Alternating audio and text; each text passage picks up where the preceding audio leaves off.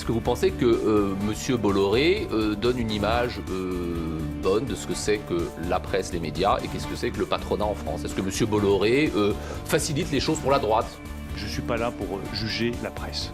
Je vous le dis d'ailleurs très sincèrement. Non, mais Attendez, c'est l'actionnaire.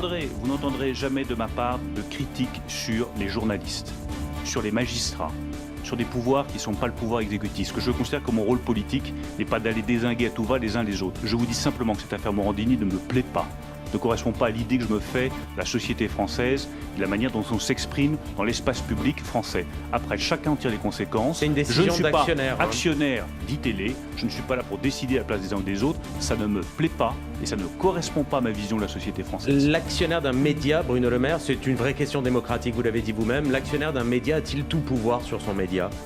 Certainement pas. Il devrait y avoir un principe de retenue?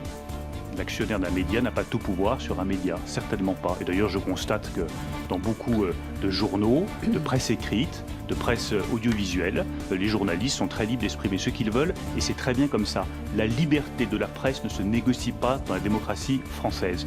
L'indépendance de la justice ne se négocie pas dans la démocratie française. On ne critique pas les juges, on ne critique pas la justice, comme l'ont fait et un ancien président de la République et un président de la République actuelle.